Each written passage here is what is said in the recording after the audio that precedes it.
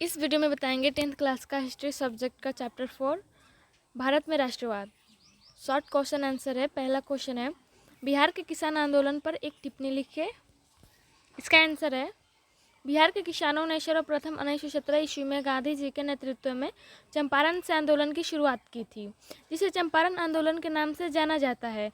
बिहार में चंपारण के किसानों द्वारा अंग्रेजों के खिलाफ आंदोलन 1917 ईस्वी में चलाए गए आंदोलन की किसान आंदोलन के नाम से जाना जाता है, जिसका नेतृत्व चंपारण के राजकुमार शुक्ला के अनुरोध पर गांधी जी ने किया था। वास्तव में किसान आंदोलन अंग्रेजों द्वारा चंपारण में चलाए जा रहे नील की खेती के 3 कट्ठा व्यवस्था 3/20 इकट्ठा के खिलाफ चलाया गया आंदोलन चंपारण में किसानों को प्रत्येक 20 कट्ठा जमीन पर नील की खेती कर पर किसानों को बहुत कम मेहनत दिया करते थे तथा नील की खेती नहीं करने पर प्रताड़ित किया करते थे। अतः नील की खेती के खिलाफ गांधी जी द्वारा 1917 ईस्वी में बिहार में चंपारण आंदोलन के नाम से किसान आंदोलन चलाया गया और गांधी जी नीलहे को न्याय दिलाने में सफल रहे। दूसरा क्वेश्चन है, चंपारण सत्याग्रह का संक्षिप्त विवरण दे। इसका आंसर है, चंपारण सत्याग्रह नीलहे अंग्रेजों के विरोध में था। अंग्रेजों लोग चंपारण के किसानों को 3/20 हिस्से में नील की खेती करने के लिए मजबूर करते थे। किसान नील की खेती नहीं करना चाहते थे, कारण कि जिस खेत में नील की खेती होती थी वह खेत अनुपजाऊ हो जाती थी। गांधी जी ने चंपारण पहुंचकर इस कुप्रथा को समाप्त कर दिया।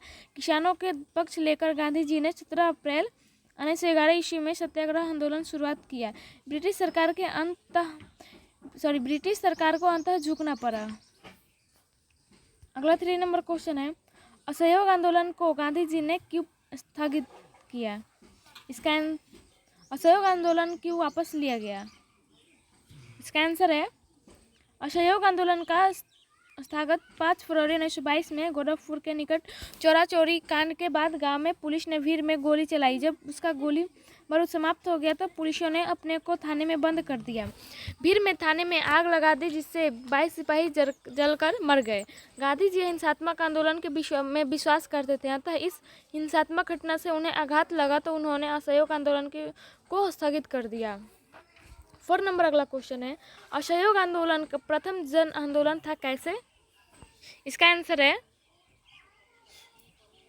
महात्मा गांधी ने असहयोग आंदोलन 1920 से 1921 ईस्वी में किए थे, जो प्रथम आंदोलन था, क्योंकि इस आंदोलन में नारी एवं पुरुष, बच्चे से बूढ़े से सभी भाग लिए थे। इस आंदोलन में विदेशी वस्तुओं का बहिष्कार हुआ एवं भारत के सभी लोग ब्रिटिश कंपनियों में काम करना बंद कर दिए।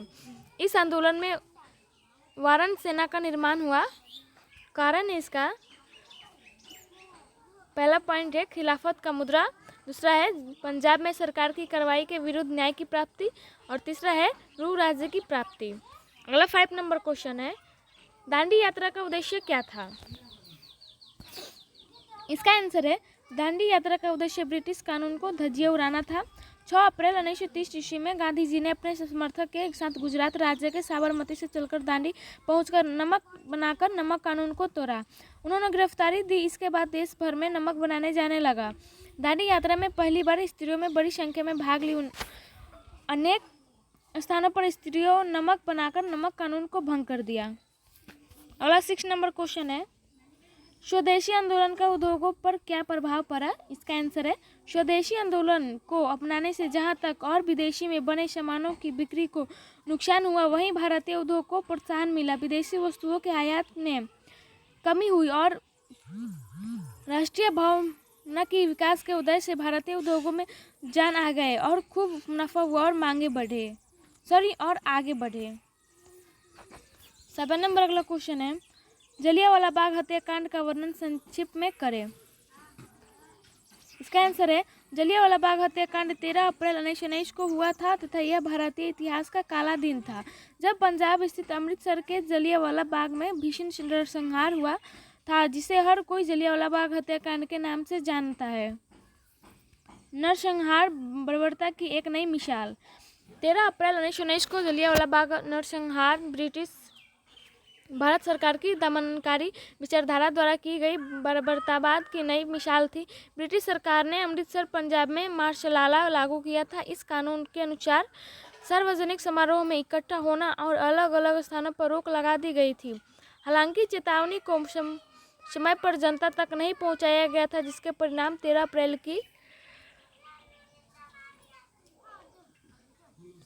अप्रैल की होने वाली वार्षिक बैसाखी मेले के लिए भारी संख्या में लोग इकट्ठा हुए, लेकिन स्थानीय प्रशासन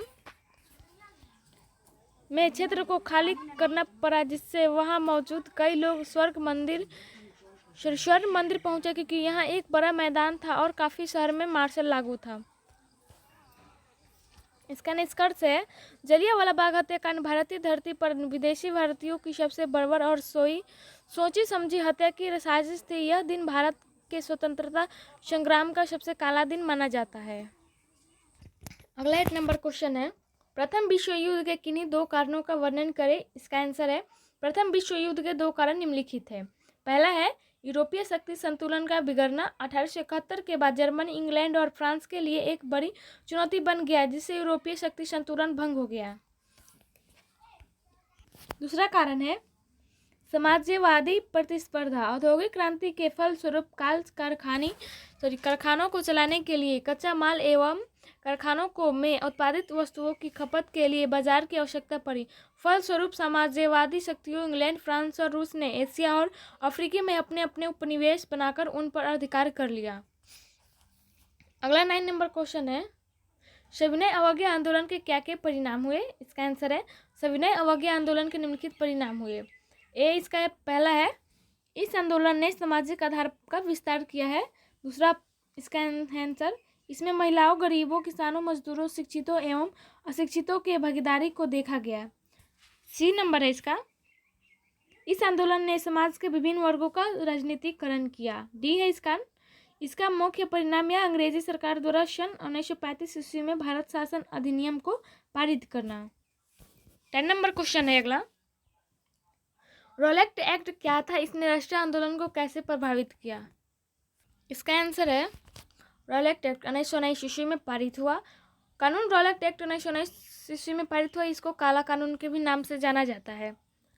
समितो जुडिशियल अध्यक्ष सर सिडनी रॉलेट उद्देश्य भारत में उभर रहे राष्ट्रीय आंदोलन को कुचलना। अधिकार, इस कानून के तहत ब्रिटिश सरकार को यह अधिकार प्राप्त हो गया था कि वह किसी भी भारतीय पर बिना मुकदमा चलाए उसे जेल में बंद कर सकते हैं। उत्तर देने का तरीका है, भारत में उभर रहे राष्ट्रीय आंदोलन को कुचलने के सिफारिश पर एक्ट बनाया गया। चूंकि इस समिति को अध्यक्ष सिडनी एक्ट थे, इसलिए इस कानून को रॉलेट एक्ट कहा गया। भारत में यह कानून 18 मार्च 1919 को लागू किया गया। इस कानून के लागू होने से ब्रिटिश सरकार को यह अधिकार प्राप्त हो गया था कि वह किसी भी भारतीय को बिना मुकदमे के जेल में बंद कर सकते थे। कि भारतीय ने इस कानून का जमकर विरोध किया और इसे काला कानून का नाम दिया गया। 11 नंबर क्वेश्चन है, प्रथम विश्व युद्ध के भारत पर हुए प्रभावों का वर्णन करें। इसका आंसर है, प्रथम विश्व युद्ध के दौरान अनेक महत्वपूर्ण घटनाएं घटी, जिनका भारतीय राष्ट्रीय आंदोलन पर व्यापक प्रभाव पड़ा।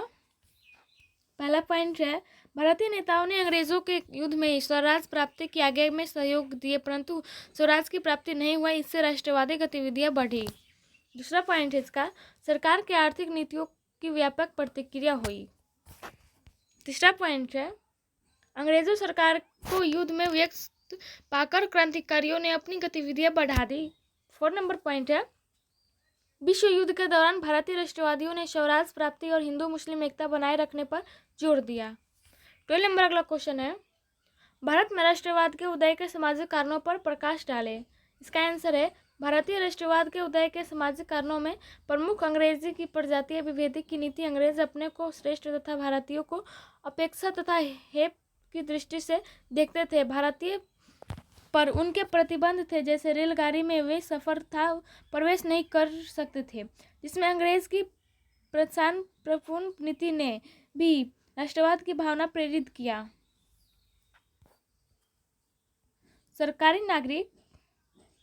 नागरिक सेवा में भारतीयों का प्रवेश काफी मुश्किल था। बहुत बार परिश्रम में सफल होने के बाद भी उन्हें नियुक्ति था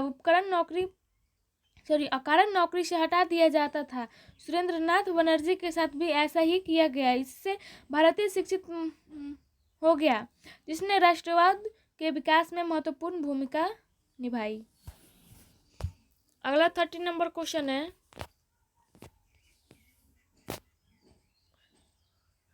साइमन कमीशन पर संक्षिप्त टिप्पणी लिखिए। इसका आंसर है 1919 के भारत सरकार अधिनियम में यह व्यवस्था की गई थी कि 10 वर्ष के बाद एक ऐसा आयोग नियुक्त किया जाएगा जो इस बात की जांच करेगा कि इस अधिनियम में कौन कौन से परिवर्तन संभव है। अतः ब्रिटिश प्रधानमंत्री में समय से पूर्व सर जॉन साइमन के नेतृत्व में 8 नवंबर 1927 में साइमन कमीशन की स्थापना की। इसके सभी 7 सदस्य अंग्रेज थे। इस कमीशन की उद्देश्य संवैधानिक सुधार के प्रश्न पर का विचार करना था। इस कमीशन में किसी भी भारतीय को शामिल नहीं किया गया, जिसके कारण भारत में इस कमीशन की तीव्र विरोध हुआ। विशेष का एक और मुख्य कारण यह भी था कि भारत के स्वशासन के संबंध में निर्णय विदेशियों द्वारा किया जाता था।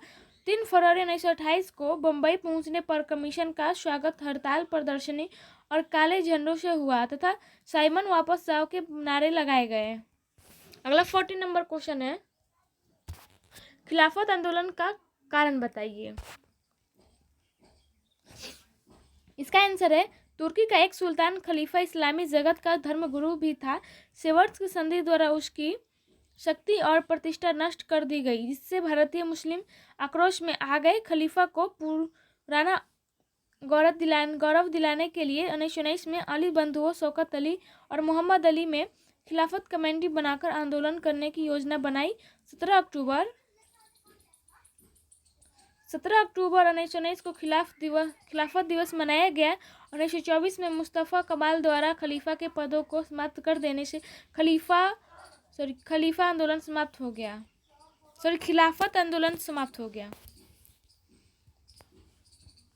50 नंबर क्वेश्चन है, मुस्लिम लीग के क्या उद्देश्य थे। इसका आंसर है मुस्लिम लीग की स्थापना 30 दिसंबर 1906 को हुई।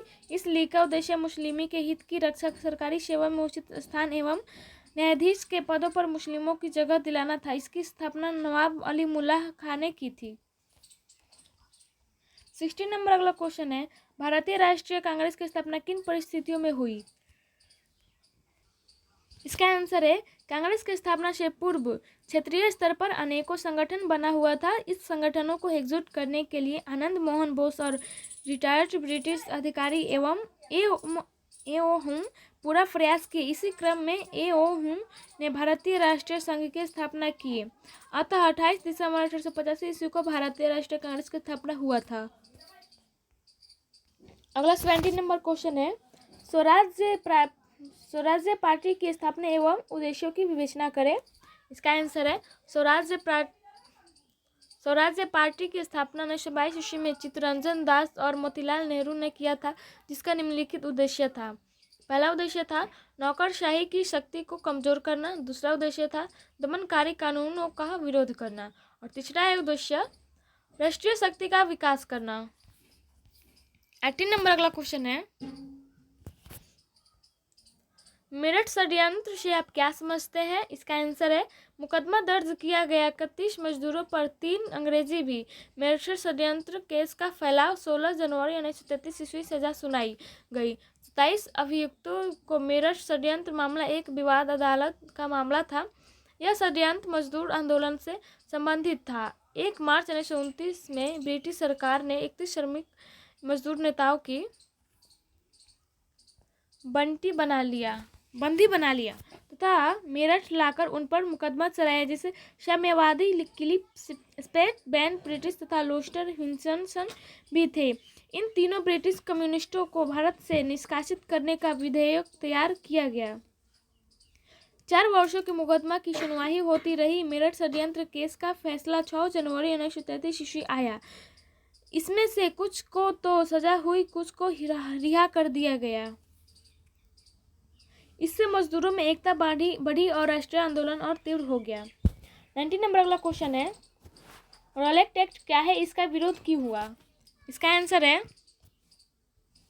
रॉलेट एक्ट एक ऐसा कानून था जो भारतीयों को शक के आधार पर कोर्ट में बिना मुकदमा चलाए जेल में बंद रखने का अधिकार मिल गया। इस कानून को वास्तविकता यह थी कि ब्रिटिश सरकार द्वारा भारत में उभर रहे राष्ट्रीय आंदोलन को कुचलने के उद्देश्य सन 1919 ईस्वी में पारित किया गया था। इसकी कुछ महत्वपूर्ण बातें हैं। पहला है, इसे काला कानून के पारित हो जाने पर ब्रिटिश सरकार को यह अधिकार प्राप्त हो गया था कि यह किसी भी भारतीय पर आंदोलन में बिना मुकदमा चलाए उसे जेल में बंद कर सके। इस कानून के बहुत अपराधी को उसके खिलाफ मुकदमा दर्ज करने वाली का नाम का जानने का अधिकार भी समाप्त कर दिया गया। दूसरा है, राजद्रोह के मुकदमों की सुनवाई के लिए अलग न्यायालय बनाया जाता था। तीसरा है, मुकदमे के फैसले के बाद किसी उच्च न्यायालय में अपील करने का अधिकार नहीं हुआ था।